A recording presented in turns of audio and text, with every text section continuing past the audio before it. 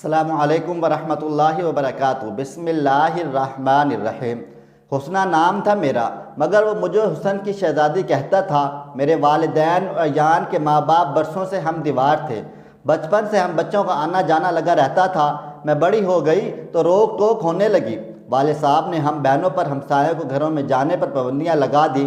ان دنوں پردے کی بہت پاسداری کی جاتی تھی، مگر ایان کے گھر جانے کی عادت سی پڑ گئی تھی۔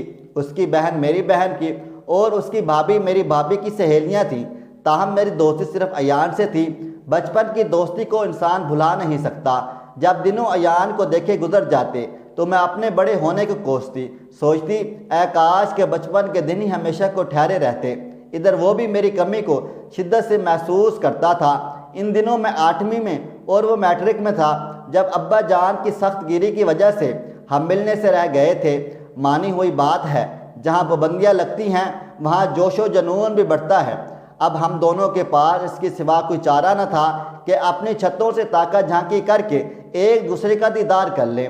کچھ مدت تو یہ سلسلہ چلا۔ ایک روز ایان کی بڑی بہن شیری باجی نے زینے سے چھت پر آتے ہوئے اپنے بھائی کو میرے ساتھ اشاروں میں باتیں کرتے دیکھ لیا۔ اس نے بھابھی جان بی بی سے یہ بات جا لگائی۔ یہ وہ زمانہ تھا کہ پڑوس کی بچیوں کا اپنی بچیوں سے بڑھ کر خیال کیا جاتا تھا۔ ایان کی بھابھی نے اپنے شوہر کو آگاہ کیا، چھوٹے بھائی کی خبر لو، ایسا نہ ہو کل کلاں ان باتوں کا کچھ اور مطلب نکل آئے۔ وہ بولے یہ لڑکا سمجھانے سے بھی ہیرا پھیری سے باز نہ آیا تو کیا کریں گے؟ زمانہ بدل رہا ہے۔ ایسا کرو کہ سہیل صاحب کے وہاں جا کر ان کی بیوی سے بات کرو، وہ راضی ہوں تو رشتہ پکا کر لو، منگنی ہو جائے تو بدنامی کا آدھا خطرہ ٹل جائے گا۔ میرے والدین نے بھی بات نکل جانے کے خوف سے حامی بھر لی، گرچہ تب میری عمر 13-14 برس تھی، مگر یہی بالی عمر یہی میرے والدین کے لیے کسی بڑے خطرے کا سبب بن گئی تھی۔ منگنی کے بعد ہم دونوں بہت خوش تھے۔ ہمارے گھر والوں نے بھی سکھ کا سانس لیا تھا۔ اچھے دنوں کی امید میں ہم دونوں کے یہ دن ہنسی خوشی گزر گئے۔ ایان کا ایف اے کا رزلٹ آ گیا، وہ اچھے نمبروں سے پاس تھا۔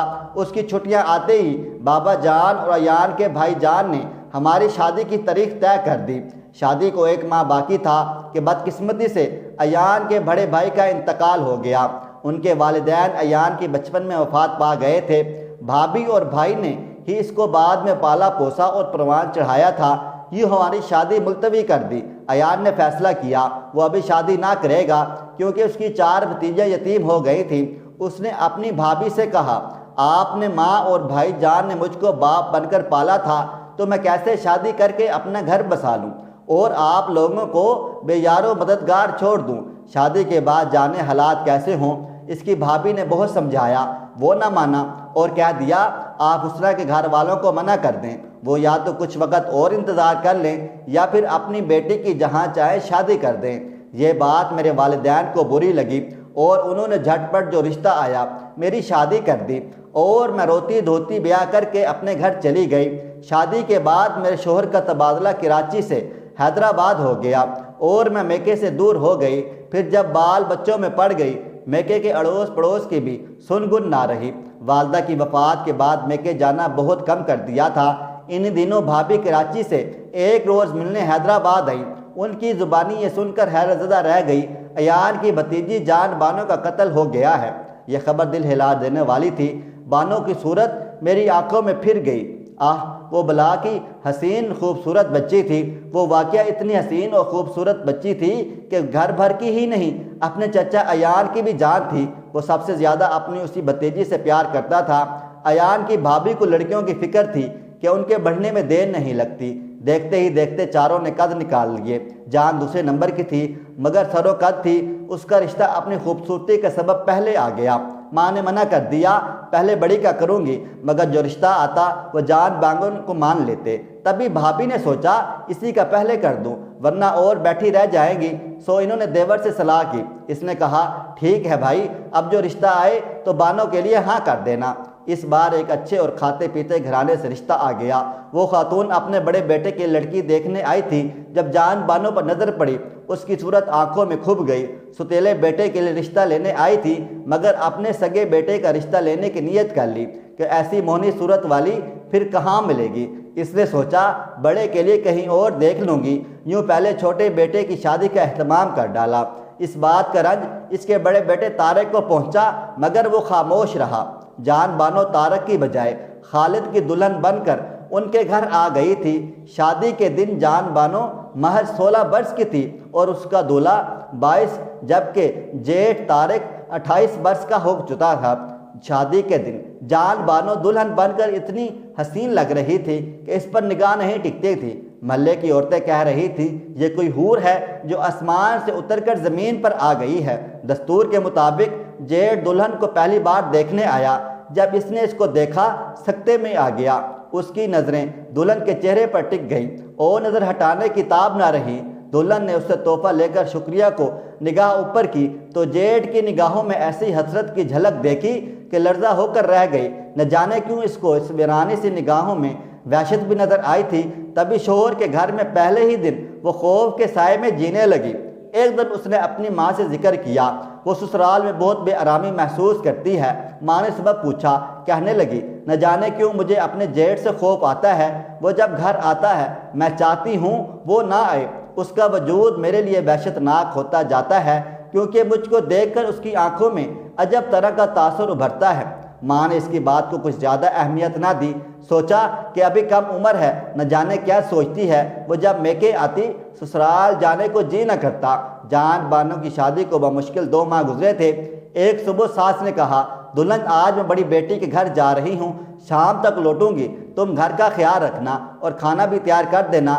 تنا گھر میں رہنے کے خوف سے اس کا جی بیٹھ گیا۔ بولی، خالہ جان آپ مجھ کو بھی ساتھ لے چلیے، تم گھر ہی رہو، طارق اور خالد آئیں گے، ان کو کھانا کون دے گا؟ وہ ساس کے حکم ماننے پر مجبور تھی۔ ساس کو گھر سے گئے۔ 1 گھنٹہ گزرا تھا کہ دستک ہوئی۔ جان بانو کا دل دھک دھک کرنے لگا۔ وہ دروازے کے پاس گئی مگر جواب نہ دیا۔ تبھی دوسری بار اتنی زور کی دستک ہوئی، اس نے گھبرا کر کنڈی کھول دی۔ جس کو دیکھ کر سہم جاتی تھی وہ آ گیا تھا۔ جلد ہی جان بانو کو احساس ہو گیا وہ جیٹھ کا رستہ روکے کھڑی ہے۔ تبھی وہ سامنے سے ہٹ گئی اور تیزی سے کمرے میں چلی گئی۔ اس کے کانوں نے قدموں کی چاپ کو واش روم کی جانب جاتے سنا۔ طارق ہاتھ منہ دھو کر نکلا۔ اس نے باورچی خانے میں جھانکا، جان بانو وہاں نہیں تھی۔ اس نے آواز دی، جان بانو کہاں چھپ گئی ہو؟ کھانا دو، بھوک لگی ہے۔ وہ اس کی آواز سن رہی تھی مگر اٹھ نہیں رہی تھی، جیسے جسم میں جان نہ ہو۔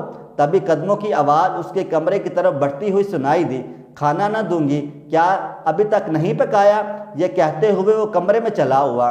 پکا ہوا ہے، بس روٹی ڈالی ہے، اس نے نظریں ملائے بغیر جواب دیا۔ تبھی نظر دیوار پر گئی، اپنے ولیمے کی تصویر کی جانب اٹھ گئی جس میں وہ عروسی جوڑے میں اپنے دولہے کے ساتھ بیٹھی مسکرا رہی تھی۔ وہ ڈر کے مارے طارق کی جانب نہیں دیکھ رہی تھی کیونکہ آج بیرونی دروازے سے آتے ہوئے وہ اس کو فیصلہ کن نظروں سے دیکھ رہا تھا۔ وہ گہری خاموشی سے اس کی طرف بڑھنے لگا۔ جان بانو اپنی جگہ سمٹنے لگی۔ تبھی اچانک طارق نے اس کا ہاتھ پکڑ کر اپنی جانب کھینچا۔ چیخ کے اس کے منہ سے نکل گئی۔ اس نے جھٹکے سے ہاتھ چھڑانے کی کوشش کی تو کلائی میں پڑی سونے کی چوڑیاں بھی چیخ اٹھی۔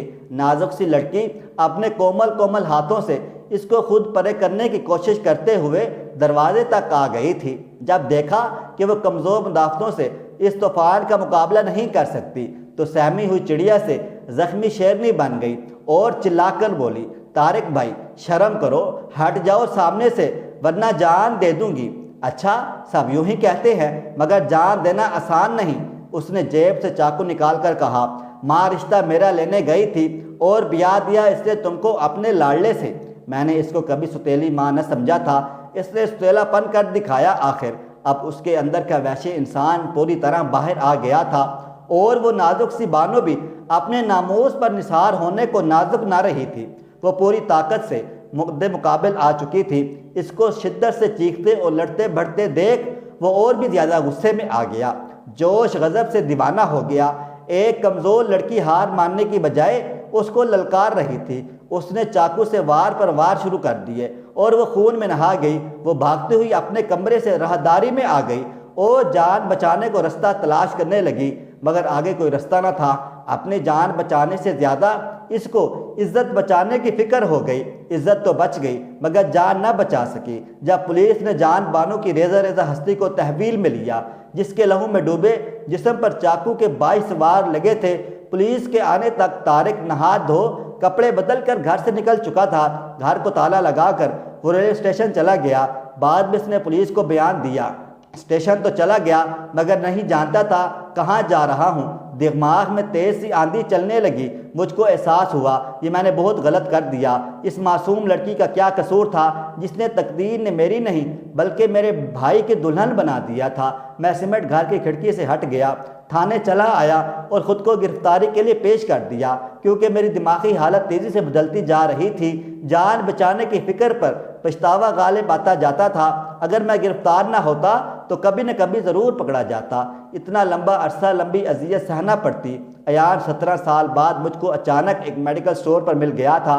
ان دنوں مجھے بیوہ ہوئے برس ہو چکا تھا۔ اس نے مجھ کو ایک ریسٹورنٹ میں تھوڑی دیر ساتھ بیٹھ کر چائے پینے کی آفر کر دی، جو میں نے قبول کر لی کیونکہ وہ بہت ویران اور خستہ حال لگ رہا تھا اور میں جاننا چاہتی تھی اس کا ایسا احوال کیوں ہے۔ تب اس نے جان بانو کی شادی سے موت تک کا احوال کہہ سنایا۔ مجھ سے باتیں کر کر کے رو رہا تھا۔ میرا بچپن کا ساتھی اب بھی مجھ کو اپنے دکھ سکھ کا ساتھی ہی جان کر دل کا غم سنا رہا تھا اور میں دم بخود سن رہی تھی۔ جان باکو واقعہ ہماری عزیز جان تھی، وہ مجھ کو اپنی اولاد کی طرح عزیز تھی۔ اپنی ان یتیم بھتیجیوں کی خاطر تو میں نے تم کو اتنا غم دے دیا، تم سے شادی نہیں کی، اپنی خوشیوں سے بھی منہ موڑا، ان بچیوں کے باپ کے پیار کی کمی نہ محسوس ہونے دی، مگر جان کی موت کا غم نہیں بھولتا۔ تم نے اب تک شادی کیوں نہیں کی جبکہ تمہارے بھائی کی بیٹیاں تو اب گھروں کی ہو چکی ہیں؟ بھابھی بانو بی بی نے دوسری بار میری شادی کی بات کسی گھرانے میں طے کر دی تھی، مگر میں نے ارادہ ترک کر دیا کیونکہ میری بھتیجی کے قاتل کو سزائے موت نہ ہو سکی تھی۔ وہ بعد میں اپنے اقبالی بیان سے منحرف ہو گیا تھا۔ خالد رحمی اپنے بھائی کو پھانسی کے پھندے سے بچانے کے لیے کافی کوشش کی مگر وہ سزائے عمر قید کا مستحق قرار پایا۔ 14 طویل برس میں نے انگاروں پر لیٹ کر گزار دیے۔ میں چارپائی پر نہ سویا، نئے کپڑے کبھی نہ پہنے، کبھی پورا کھانا نہ کھایا، کسی خوشی میں شرکت نہیں کی، کبھی عید نہ منائی، صرف اس لیے کہ قاتل باہر آئے، اس کو زندہ پاؤں اور پھر اپنے ہاتھوں سے جہنم واصل کروں۔ بھابھی بانو بی بی سے بھی کہتا تھا میں زندہ صرف اس لیے ہوں جان بانو کے قاتل کو انتقام کی آگ سے بجھا دوں جو دن رات میرے وجود کو جلاتی رہتی ہے۔ میں نے اسی سب شادی نہ کی۔ بالآخر یہ مدت انتظار تمام ہوا۔ وہ دن آ گیا جب طارق سلاخوں سے باہر آیا۔ اس کی سزا کا عرصہ پورا ہو چکا تھا اور میں اس کے گھر کے باہر اس کی آمد کا انتظار کر رہا تھا۔